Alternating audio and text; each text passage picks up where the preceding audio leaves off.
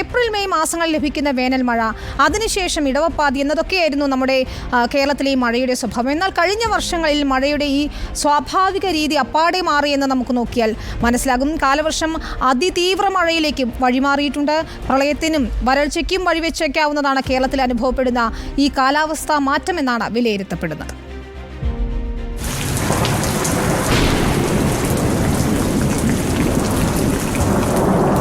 ഇടവപ്പാതിയിൽ തിമിർത്ത് പെയ്ത് പിന്നൊന്നൊതുങ്ങി പിന്നെയും ശക്തി പ്രാപിച്ചു പെയ്യുന്ന മലയാളിയുടെ മഴക്കാലം ഇന്നില്ല.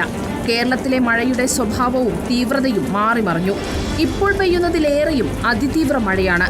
പെട്ടെന്ന് പെയ്ത് വലിയ നാശങ്ങളുണ്ടാക്കുന്ന കനത്ത മഴ.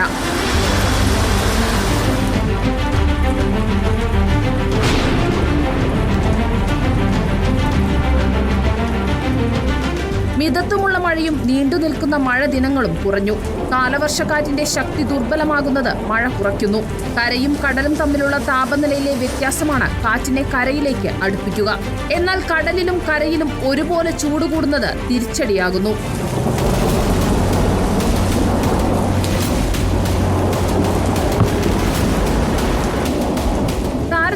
ഉയരം കുറഞ്ഞ നിംബോസ്ട്രാറ്റസ് മേഘങ്ങളിൽ നിന്ന് തോരാതെ കിട്ടുന്ന ശക്തി കുറഞ്ഞ മഴയായിരുന്നു കാലവർഷത്തിന്റെ മുൻകാല സ്വഭാവം.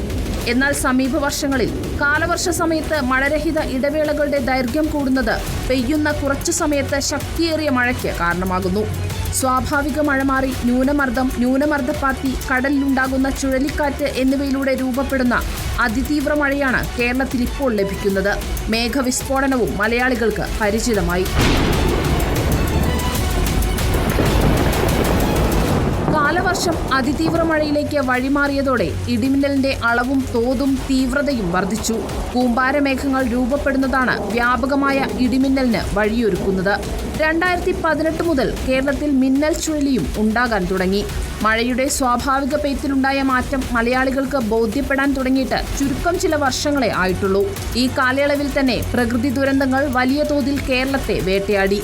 കേരളത്തിന്റെ സമ്പദ്ഘടനയിലും ആരോഗ്യരംഗത്തും മാറ്റം വരുത്തുന്നുണ്ട് കാലാവസ്ഥാ മാറ്റം. കാലാവസ്ഥയിലെ ഈ മാറ്റം പ്രളയത്തിനും വരൾച്ചയ്ക്കും വഴിയൊരുക്കാൻ സാധ്യതയുമുണ്ട്. Research desk reporter.